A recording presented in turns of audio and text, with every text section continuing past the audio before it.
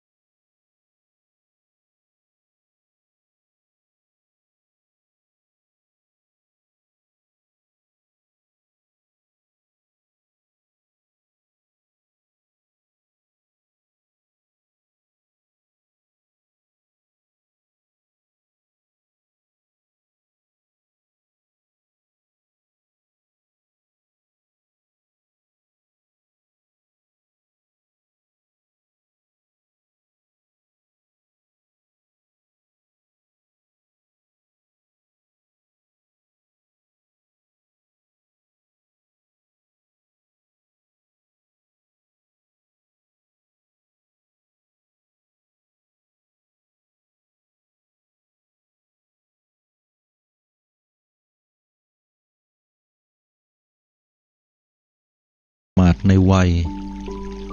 ตอนนี้ล่วงเลยมาแล้วจะไปประมาทในเรื่องของ เรื่องของการศึกษาเรียนรู้สิ่งต่างๆใหม่ๆเพราะว่าผู้ที่มีอายุนักก็เรียนรู้สิ่งใหม่ได้จากการวิจัยของหมอกลับถือว่าเป็นเรื่องที่ดีเพราะสมองของเฮานั้นจะบ่มีอันฝ่อไปเพราะช่วยเรื่องนี้ได้ความแก่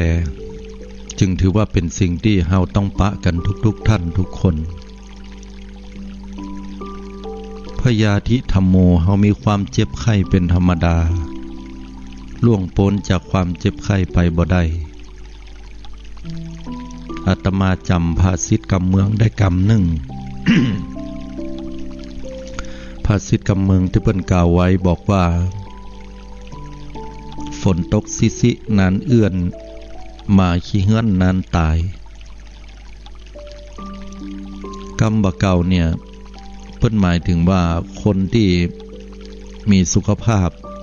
อันสมบูรณ์แข็งแรงบ่มีพยาธิพยามอันใดจะต้องมาเบียดเบียนบีทาก็รู้สึกว่าจะมีความสุขดีล่างบะล่างลองได้มีโรคภัยไข้เจ็บเข้ามาก็รู้สึกว่าเป็นนักถึงขั้นต้องเข้าโรงพยาบาลต้องล้มหมอนนอนเสื่อดูแลกันเป็นระยะเวลาค่อนข้างจะเมินแล้วก็คนเหล่านี้นั้นมักจะเป็นนักเข้าไปแล้วก็สิ้นชีวิตไปโดยง่ายแต่สำหรับคนที่เจ็บป่วยออดแอดนั้นกลับกลายเป็นเครื่องของความรำคาญหรือทรมานหรืออาจจะคุ้นชินเกยกับมันไปแต่ว่าบ่ตายสักเตื้ออยู่ยาวกันไปจะว่าบวยหรือจ้าจะว่ามีโรคภัยไข้เจ็บนักน้อยเพียงไหนคนเฮาก็ต้องมีความเจ็บไข้เป็นธรรมดาควรที่เฮาจะต้องพิจารณาเป็นกรรมฐานเพื่อเฮาจะได้บ่ประมาทกระทำในสิ่งที่เฮาทำได้ในยามที่เฮามีชีวิตคนเฮามีความตายเป็นธรรมดาล่วงพ้นความตายไปบ่ได้อู้ถึงคำว่าความตายมันไม่ใช่แค่คำว่าความเจ็บปวดแต่มันเป็นสิ่งที่ลึกลับน่ากลัวเหลือเกินเฮาไม่ได้กลัวคำว่าตายกันนะโยมแต่เฮากลัวว่าตายแล้วเฮาไปไหนตายแล้วเฮาจะต้องพัดพลากเฮาจะต้องบ่ได้ปะกับบ้านของเฮาเพิ่นจะไล่เฮาออกจากบ้านไปกะหรือว่าเฮาจะต้องไปโดยที่เฮาบ่เต็มอกเต็มใจก็บ้านเฮาอยู่เนี้ยเฮาตึงบ่ไปไหนคนเฮาคิดกันอย่างนี้เกรงกลัวต่อความตายมรณะภัยที่ตาตัวเก่าบ่หันบางคนก็คิดว่าต้องไปอยู่เมืองผีนั่นก็คือแห่งภพภูมิหนึ่งที่พ่อแม่พี่น้องญาติสนิทมิตรสหายคนฮักคนจัง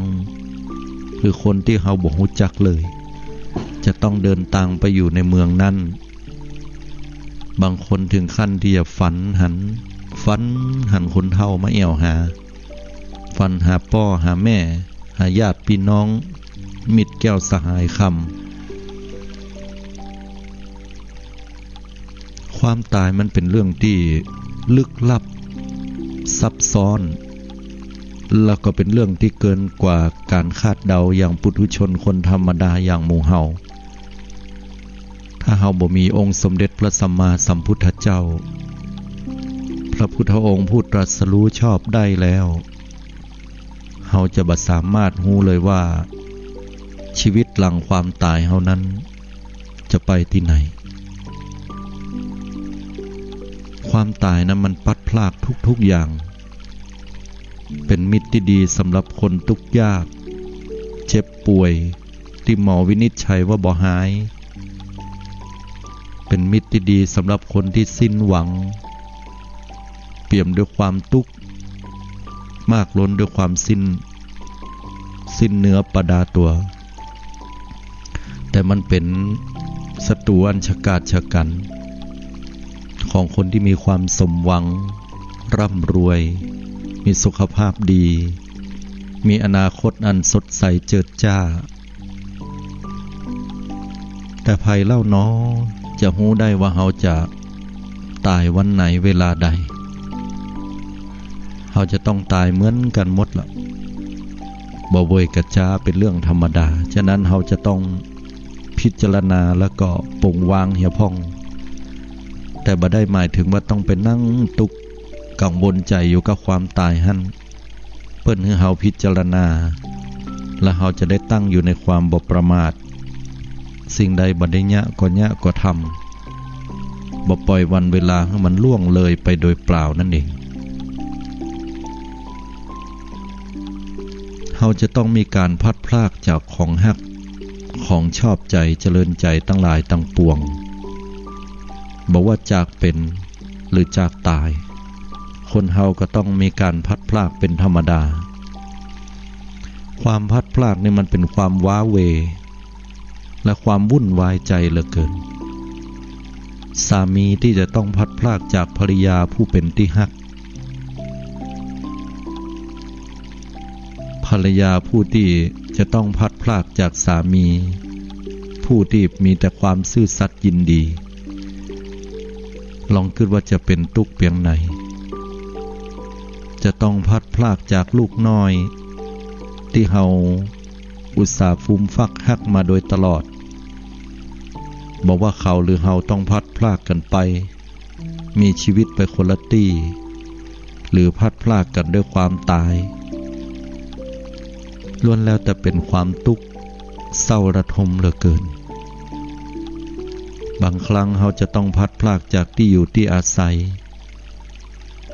เพราะที่อยู่ที่อาศัยเหล่านั้นเป็นที่เฮาเปิงใจเฮาใครอยู่ที่หั่นแต่ต้องจำใจพลากออกจากบ้านตัวเก่าด้วยน้ำตากึดหาก็หันหัวขั้นใดตัวเก่าที่เคยก่อเคยสร้างเคยอยู่มันเป็นการพัดพลากที่อาลัยอาวรณ์เหลือเกินแต่สิ่งเหล่านี้เฮาจะต้องประสบกันในชีวิตคนเฮานี้บ่อย่างใดก็อย่างหนึ่งแน่นอนที่ผ่านมาแล้ววันเวลาก็เป็นยาสมานใจเพื่อเฮาได้ไปปะคนใหม่ที่ใหม่และสิ่งใหม่ๆก็ทำให้เฮาลืมในเรื่องอดีตเหล่านั้นความรู้สึกเหล่านั้นกลับมามีจิตใจอันสดชื่นแจ่มใสบดต่างจากต้นไม้ที่ผลิดอกออกบานงดงามเพราะว่าได้น้ำฝนแหล่งใหม่ที่ตกขึ้นมาหลังจากที่ขาดน้ำเป็นเวลาเมินนานแล้วชั้นนั้นเหมือนกันเฮาเป็นผู้มีกรรมเป็นของตัวเก่าคนเฮาเนี่ยจะต้องอยู่ภายใต้การกระทำตัวเก่าเพิ่นฮ้องว่ากรรมเนี่ยเป็นกรรมกลางๆบ่ดีบ่เลวบ่ชั่วกรรมแปลว่าการกระทำดีเปิ้นฮ้องว่ากุศลกรรมหรือว่าบุญกระทำบ่ดีเปิ้นก็ฮ้องว่าอกุศลกรรมหรือว่าบาปและอภยากตกรรมมันเป็นกลางบ่เป็นบุญบ่เป็นบาปคนเฮาเนี่ยเกิดมาในชีวิตมีอยู่ที่เฮาจะต้องทำบุญพ่องบาปพ่องเป็นเรื่องปกติแต่ว่าการทำบุญกับทำบาปเนี่ยมันให้ผลบ่เหมือนกันนะกะเพราะอย่างญาติโยมทั้งหลายก็เพราะว่าผลบุญเนี่ยมันพาให้เฮาไปสู่สุคติภพภูมิที่ดีงามแม้ปัจจุบันเนี่ยก็ได้ปะภพภูมิที่ดีนั่นก็คือจิตใจที่ผ่องใสสะอาดปะกับคนดีๆที่จะดึงเข้ามาเพราะแห่งของกรรมเนี่ยมันมีผลเฮาทำอย่างใดอย่างใดเฮาก็จะปะคนเหล่านั้นแต่ถ้าเฮาท ทำดีเนี่ยเขาก็จะปะแต่คนที่ดีๆเข้ามาแม้ว่าเขาอาจจะแย้งอยู่ในใจว่าเขาทำดีมาตลอด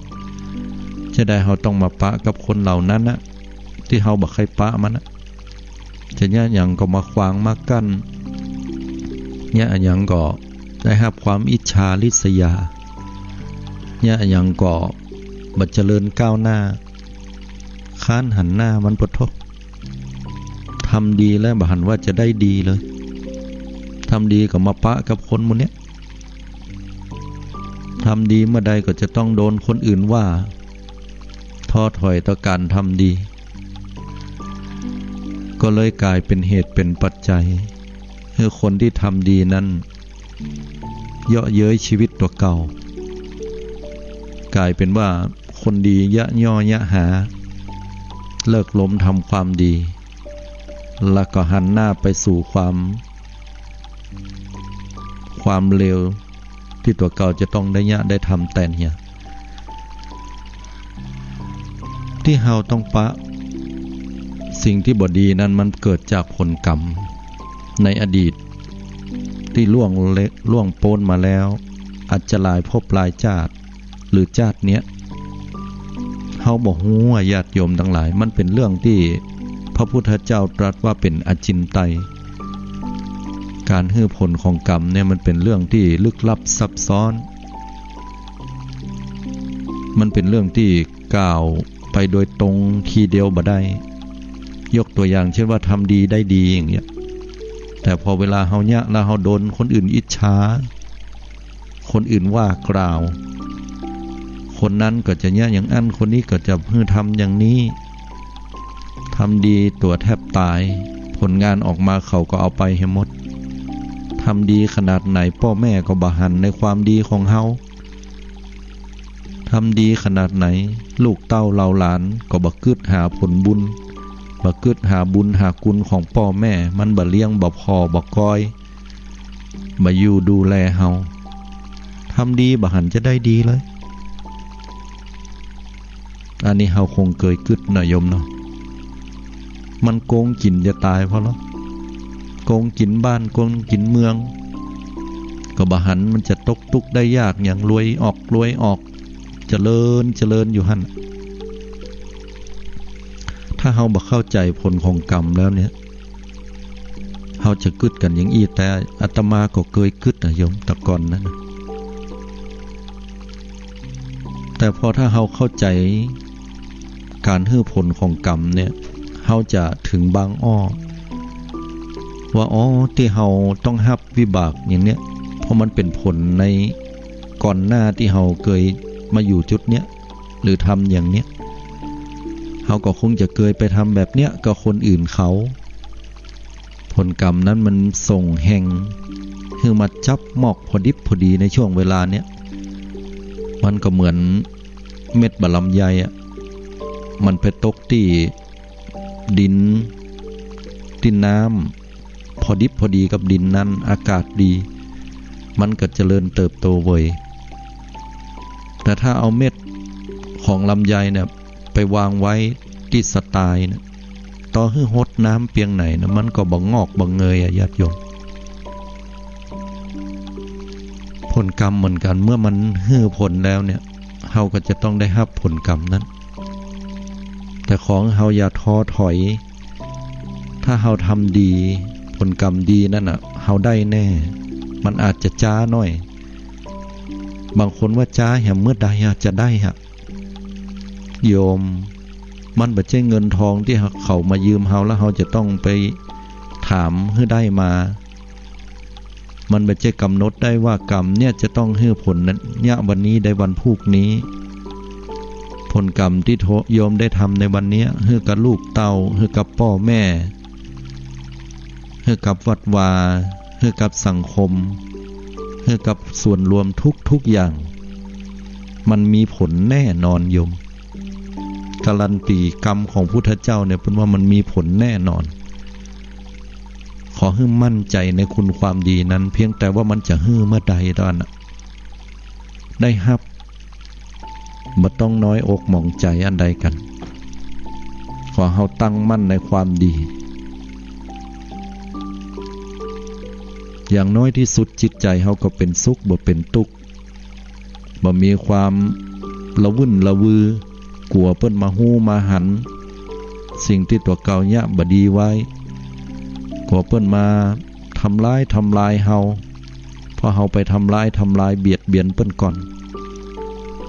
เฮาอยู่อย่างอี้เฮาก็มีความสุขละโยมเบื้องต้นแล้วเฮาเป็นผู้มีกรรมเป็นกำเนิดหมายความว่าเฮาเกิดมาได้ก็เพราะกรรมเนี่ยเป็นตัวทรงเฮาได้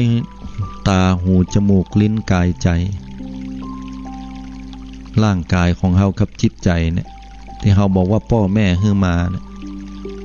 ที่จริงเนี่ยพ่อแม่เพิ่นก็ฮื้อมาแต่ถ้าเลิก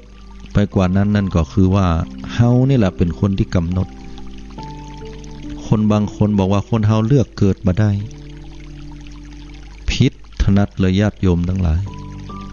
เฮานั่นนะฮะเป็นคนเลือกที่จะเกิดเอาแต่กะถ้าเลือกได้เนี่ยข้าเจ้าขอเลือกเกิดมาเป็นลูกของมหาเศรษฐีมาได้กะได้กะก็ได้เลือกได้แล้วข้าเจ้าจะได้ต้องมาตุกต่ำจ้าคนจะต้องมาดูหมิ่นดูแคลนอย่างเอี้ยเกิดมาได้ข้าเจ้าก็อยากจะเป็นนางสาวไทยเกิดมาได้ผมก็ค่อยเป็นระดับของคนที่มีเงินเป็นมหาเศรษฐี100 ล้านพันล้านโยมบอกว่าไผก็ค่อยเกิดมาสมหวังมีความสุขเหมือนกันคู่คนนะโยมแต่ย้อนถามเฮาลอยโยมว่าสมมุติว่าโยมเป็นคนขี้ค้านเนี่ยการงานก็บ่เนี้ยแล้วก็เฮาก็บ่มีเงินบ่มีทองบ่พ่อแม่บ่ได้ส่งบ่ได้เสียหรือว่าพ่อแม่บ่มีเงินทองมิตรแก้วสหายคำก็บ่ได้จุนเจือเฮาเลย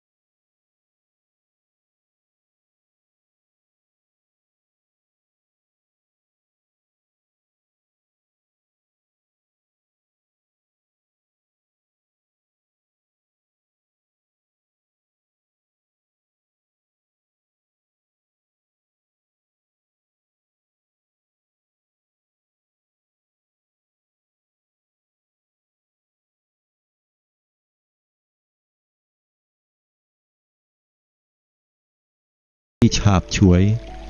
ความดีที่บ่ได้เป็นความดีแท้จากใจของเฮา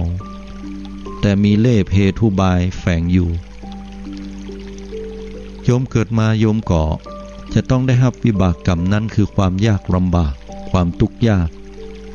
แม้ว่าโยมจะได้ความร่ำรวยมาก็เป็นความร่ำรวยที่ฉาบไร้เพียงแค่ภายนอกแต่เลิกแล้วก็มีหนี้มีสินมีความทุกข์ยากลำบากอยู่โยมเคยเกิดมาเป็นคนที่สวยงามเหมือนเป็นนางงามนพมาศนางสาวไทยเป็นดารา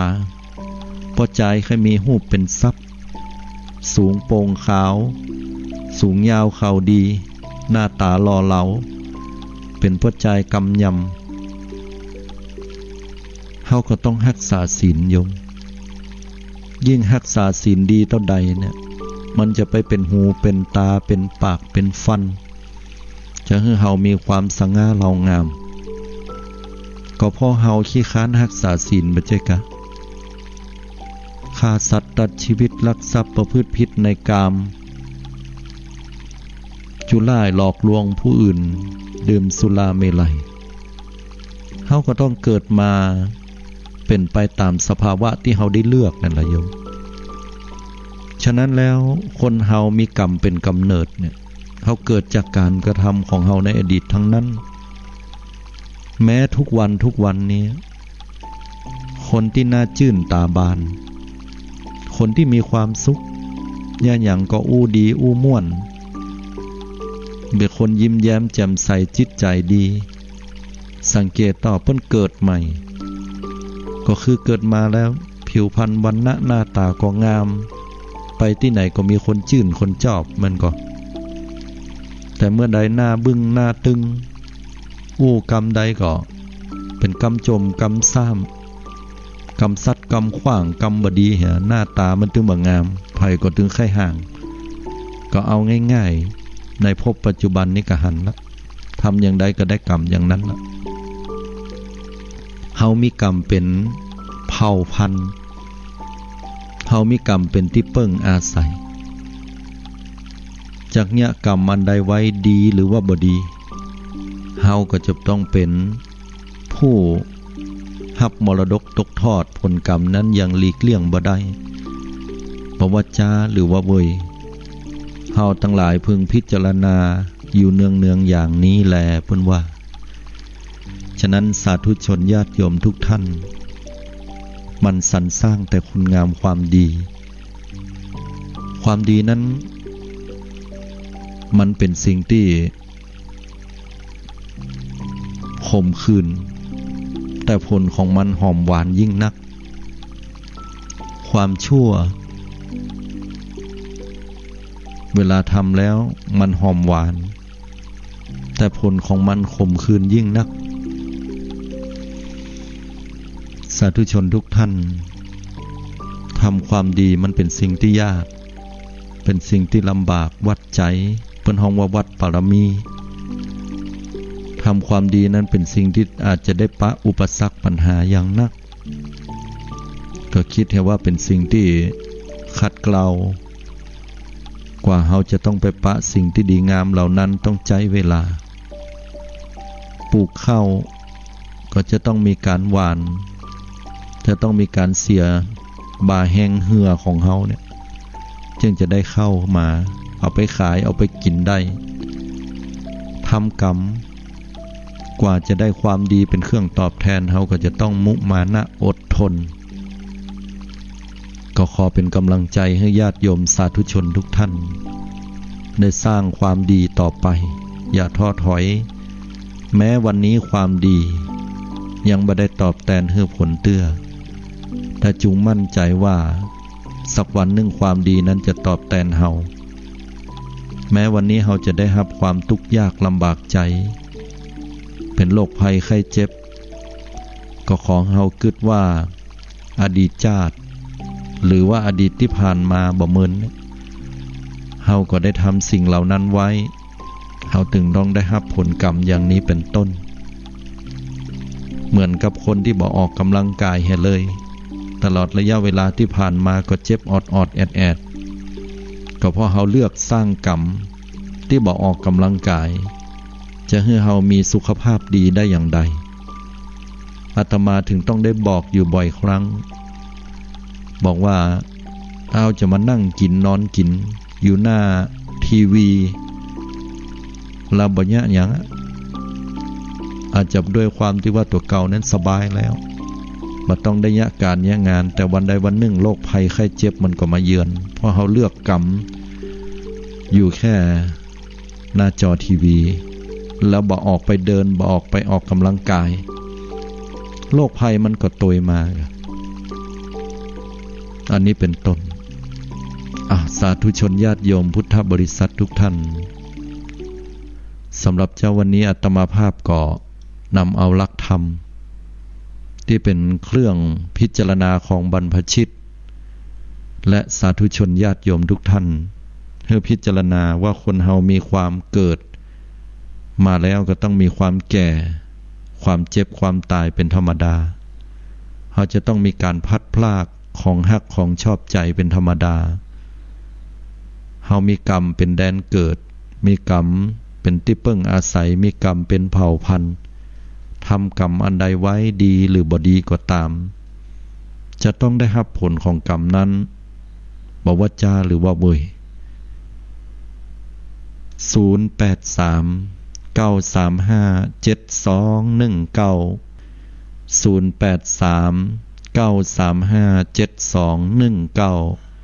เจริญปอนสาธุชนญาติโยมได้โทรเข้ามา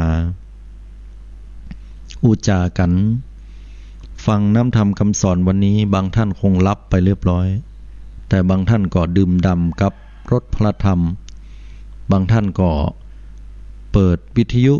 พร้อมกับนึ่งข้าวเป่าไฟไปตัวบางคนก็ทำกับข้าวบางคนก็ทำสมาธิฟังก็สามารถฟังได้ทุกๆอย่างพิจารณาตัวไป9004เลขท้ายหมายเลขโทรศัพท์ขออนุญาตรับสายเจริญปอนโยมสวัสดีจ้าโทรมาจากทางใดโยมจากบ่ปอกไก่เลยเจ้าปอกไก่ต่อใดเนาะเจ้าเข้าใจดีเจ้าเข้าใจเป็นอย่างดีเจ้าพิจารณาถึงกรรมเนาะละก่อมประมาทในชีวิตตั้งใจทำความดีเป็นเด้อโยมเน้อจ้าเดี๋ยวนี้อายุต่อใดปีนี้ก็7นำแล้วเจ้าโอ้เลข7นำอ่ะเนาะจ้าต้องประมาทในชีวิตแล้วก็ต้องไปกังวลใจกับอายุถ้าเฮาทำดีได้ทำไปเรื่อยๆไปไหนได้อยู่ที่ลมหายใจกำหนดลมหายใจอยู่นี่อันนี้เป็นบุญอย่างมหาศาลขอให้โยมอยู่ดีมีสุขบุญกรรมบุญจูเน้อเจ้าอนุโมทนาสาธุนะเจริญปอนโทรเข้ามาได้0839357219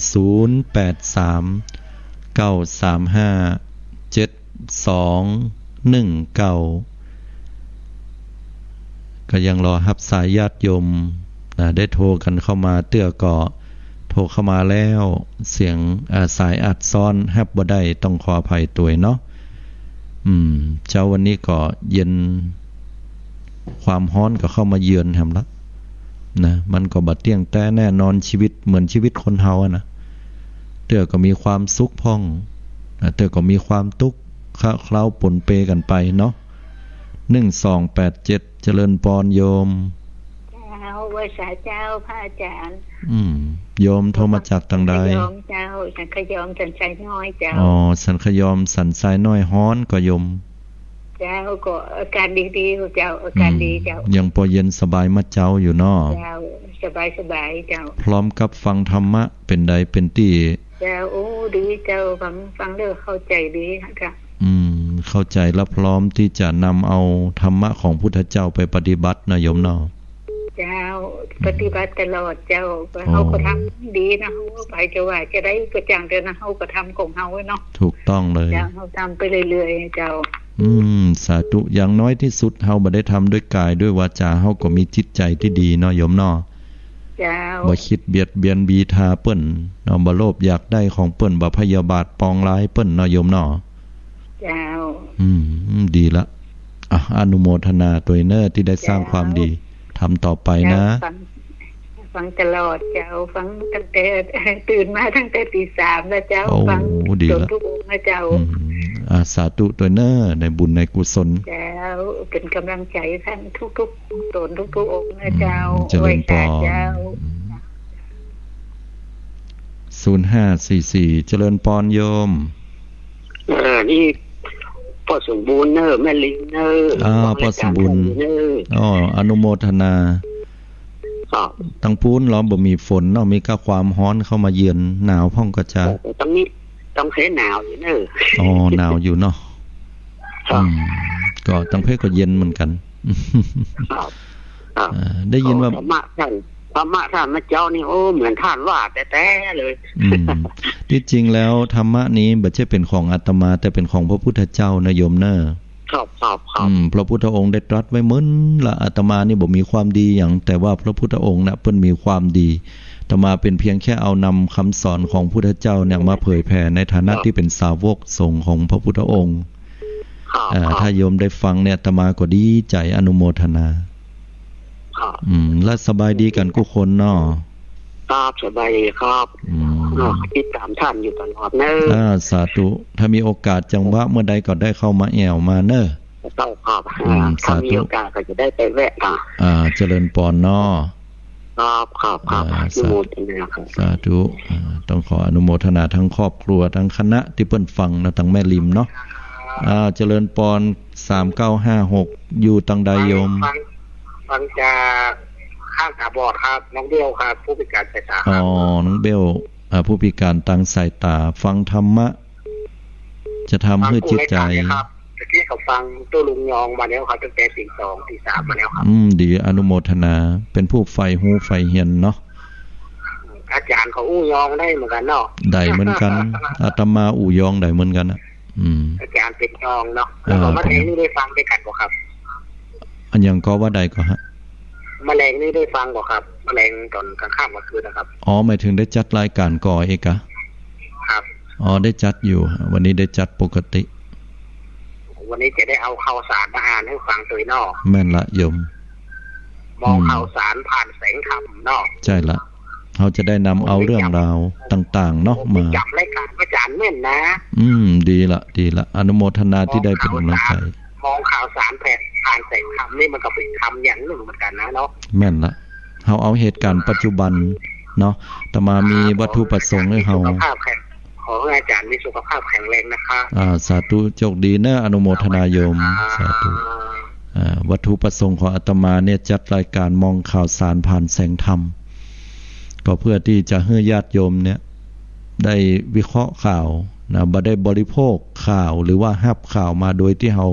บ่ได้มีการคัดกรองหรือว่าบ่ได้มีการพิจารณาอย่างเปิ้นว่าอันใดข่าวมันเสนอมามันอาจจะแต้ก็ได้บ่แต้ก็ได้เตื้อก็คล้ายๆข่าวก็แต่งข่าวให้ดีบางทีก็ตรงแต่ตรงไปตรงมาก็มีมันขึ้นอยู่กับเป็นประโยชน์สำหรับเฮาแค่ไหนนะการที่เฮาจะเชื่อสิ่งใดสักอย่างพุทธเจ้าเนี่ยเพิ่นบ่ได้ห้ามเฮาบ่เชื่อก็ได้เป็นสิทธิของเฮาแม้แต่บ่เชื่อพระพุทธเจ้าก็ได้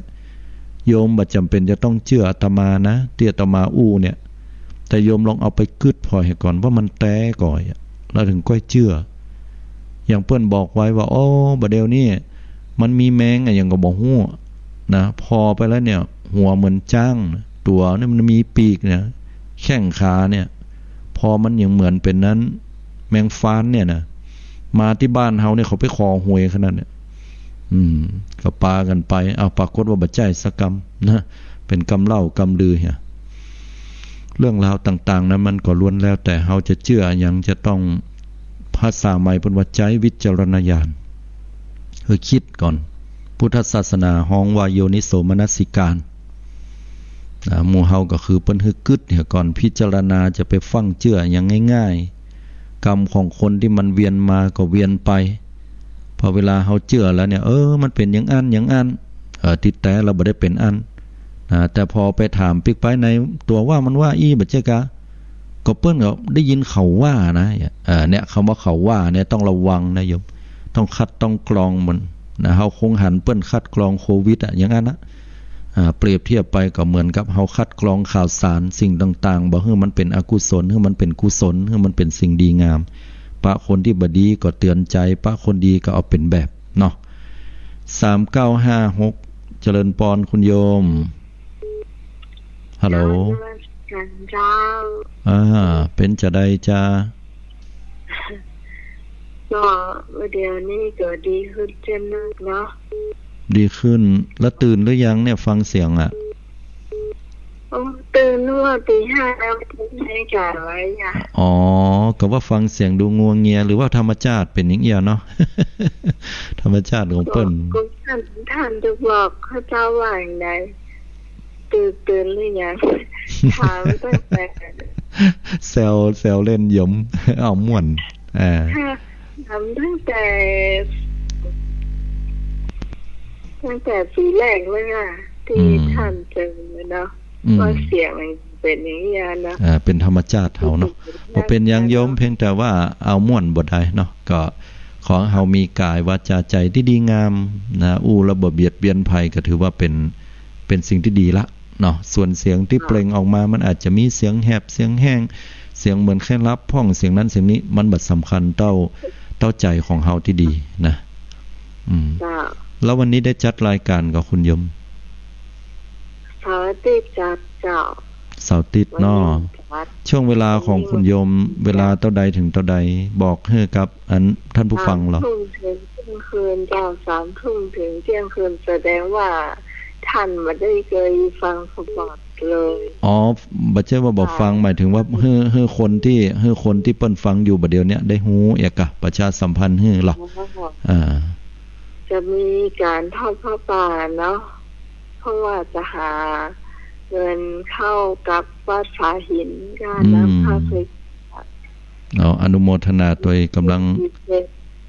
จะต้อนนี้มกราเจ้าแต่9 โมงเป็นต้นไป9 โมงเป็นต้นไปเจ้าคลื่น104จะมาถ่ายทอดสดวันใดก็ย้ำแห่งกรรมวันใดก็วันที่7 มกรา7 มกราเวลา 9 นาฬิกาเป็นต้นไปเนาะ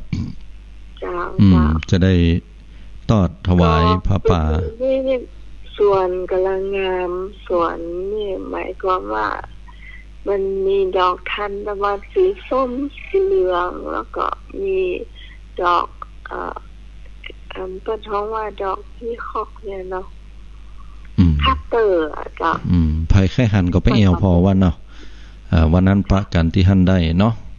วันนี้จะงามมากกว้างขนาดเลยเนาะ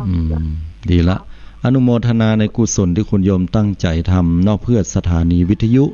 104.50 ที่กระจายเสียงปีไหนก็จะทำเดือนหนึ่งนะจ๊ะเพื่อสถานีของเขาดีละอนุโมทนาตัวเนอโยมอย่างหนึ่งก็ขอบอกเพิ่มอย่างหนึ่งคือว่าที่รถมาเนี่ยคือนักท่องเที่ยวเนี่ยมาเพิ่มแล้วเจ้ามีนักขึ้นตอนนั้นเขาจะบอกท่านว่ามีสัก 80% แล้วถ้าถามว่าร้องเนี่ยเหลือเท่าไหร่ตอนนี้50แล้วจ้ะดีละเนาะอนุโมทนาตัวเนอะ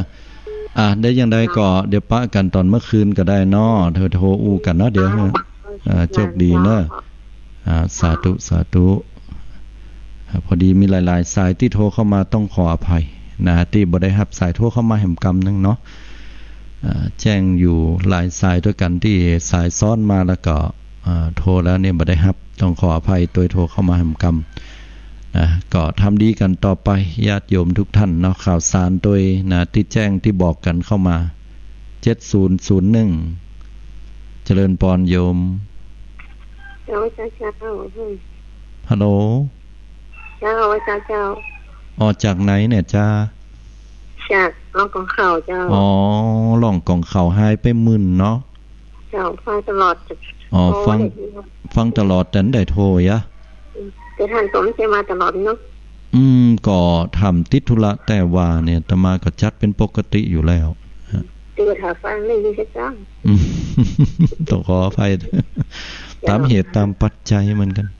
ก็มีการมีงานมีมสังหันน้อยนี่น้อยแต่เขากรรมเนาะตั้งโยมนี่เขากรรมตั้งใดภายในตำบุญเนี่ยนะวัดใดอย่างนี้เลยเจ้ามีในเตอเนี่ยโควิดกะโดนโควิดระบาดกะก็เลยมันกาจัดกันตั้งอาตมานี่ตำบุญแม่แรงนี่เป็นวัดก็โมงเนอะวัดก็โมงประชาสัมพันธ์งานบุญกับเปิ้นเนาะระหว่างวันที่2ถึงวันที่10มกราคม2564 นะไปรวมทำบุญไปกินไปตานสืบหูลาจาตาฟังเทศน์ฟังธรรมได้เนาะเจ้าอนุโมทนาบึดไปลืมติดตามรายการเนอเจ้าบึดมาอยู่เนาะได้จัดรายการอยู่เนาะเจ้าสาธุบุญกรรมบุญจูเนอเจ้าสาธุแสดงว่าฟังรายการอยู่ตลอดเหมือนกันเนาะฟังรายการอยู่ตลอดกันก็เป็นที่น่าอนุโมทนาสาธุการด้วยก็โทรกันเข้ามาได้อยู่นะ08393572198580เจริญพรโยมคุณโยมช่วยปิดวิทยุให้หน่อยเนาะมันกล้องเนาะอันนี้แม่อุไรมาหนองคายเจ้า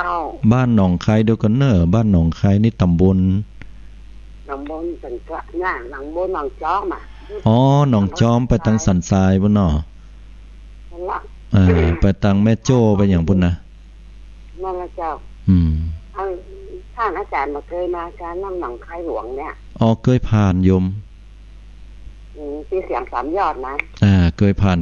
ไปพอดีบ่ได้มีธุระไปทำไปที่หมู่บ้านนั้นแต่ว่าเคยผ่านไปโยมฟังรายการวิทยุประจำก็โยมเจ้าฟังตั้ง2 โมงไปอากาศตื่น2 โมงไปฟังไปกุศลก็องค์เจ้าฟังตัวนั้นนอนตัวก้าหนาวก็บ่ลุกเนี่ยก็เลยฟัง เอาผ้ากระลุมกัน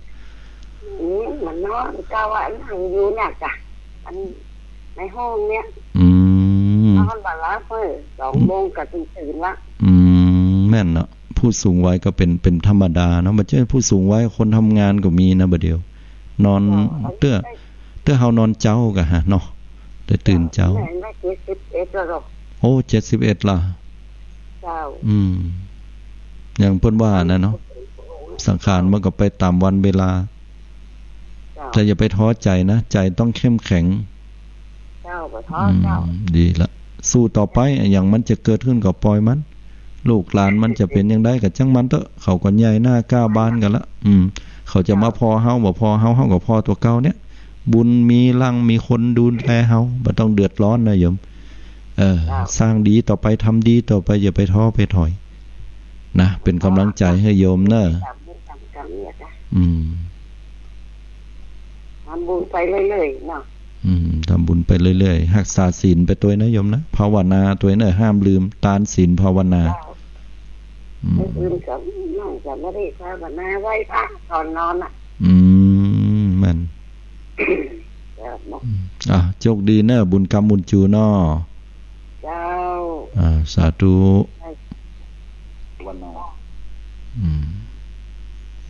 ก็สาธุชนญาติโยมทุกท่านก็มาถึงช่วงใต้ของรายการละเนาะเดี๋ยวก็จะต้องได้นำเอารายการปิ๊กปอกไปก่อนนะอันนี้ญาติโยมก็ได้ฟังน้ำฟังธรรมกันบางคนก็ตื่นตั้งแต่เช้าตี2ตี3นะลุกมาก็เปิดวิทยุละเสียงดังอับบางเตื้อลูกก็อยู่ข้างๆนะพยาการมาบ่ตื่นพอได้ยินอีแม่เปิดอย่างก็บ่ฮู้ไว้นะฟังไปเตอะญาติโยมธรรมะมันถึงดีเตือนจิตเตือนใจเป็นเปื้อนแก้เหงาก็ได้เนาะเพราะว่าแต่ละตนแต่ละองค์แต่ละท่านละคนเนี่ยญาติโยมก็ดีก็ล้วนแล้วแต่จัดรายการที่เป็นประโยชน์ฟังกันมาแล้วฟังเวลานี้อยู่แล้วก็จะต้องฟังกันต่อไปเนาะเนี่ยการไปตัวทำไปตัวก็ได้เนาะแหมบึ้ดเมื่อคืนนะปะกันเนาะมองข่าวสารผ่านแสงธรรมเวลา 8 โมงเกิงถึง 10 โมงเมื่อคืนนะหรือว่า 2 ทุ่มถึง 4 ทุ่มเมื่อคืนติดตามรับฟังรายการที่อาตมาภาพได้จัดรายการนี้ก็นำเอาข่าวสารเรื่องราวต่างๆที่ปรากฏจดเจือในเหตุการณ์ปัจจุบันนะเป็นเรื่องราวที่คนสนใจกันนักฮือฮากันนะบอกว่าจะเป็นในเรื่องของอาชญากรรมการฆ่ากันก็ดีนะหรือว่าเรื่องราวชกชิงวิ่งราวแต่บ่ใช่จวนให้เฮาไปกลัวนะแต่ว่าให้ระวังภัยที่เกิดขึ้นนะแล้วก็มีธรรมะว่าเฮาจะบ่ปฏิบัติอย่างอันนะบ่ยะอย่างอันนะหลีกเว้นนะก็เป็นเครื่องเตือนใจของเฮาให้เข้าสู่ธรรมะว่าเขาขาดธรรมะอย่างไปแล้วควรจะมีธรรมะข้อไหนนะบางเตื้อก็มีข่าวสารที่ดีงามนะยกย่อง ชื่นชมกับคนที่เป็นตัวอย่างของสังคมเฮาอันนี้ก็จะยากให้สังคมน่าอยู่นะร่มเย็นยิ่งขึ้นไปบางครั้งก็เป็นเรื่องของการปฏิบัติอันนั้นก็แล้วแต่นะตั้งข่าวสารที่เปิ้นได้นำเสนอมาเนาะวันนี้ก็เวลาหมดลงเห็นแล้วเนาะก็คงจะต้องขออำนวยอวยพรอนุโมทนากับสาธุชนญาติโยมที่ได้ติดตามรับฟังรายการครั้งนี้และก็หวังว่าจะติดตามรับฟังรายการครั้งต่อๆไปที่จะได้จัดขึ้นก็ขอความสุขความเจริญบังเกิดแก่ญาติโยมสาธุชนทุกท่านให้ได้เจริญด้วยอายุวันนะสุขะพละปฏิภาณธนสารสมบัติขออนุภาพแห่งคุณงามความดีปกปักรักษาสาธุชนญาติโยมทุกท่านให้ได้มีสุขภาพกายสุขภาพจิตที่สมบูรณ์แข็งแรงและให้ได้ถึงฝั่งมรรคผลนิพพานโดยเร็วพลันทุกท่านทุกคนด้วยเทินขอเจริญพร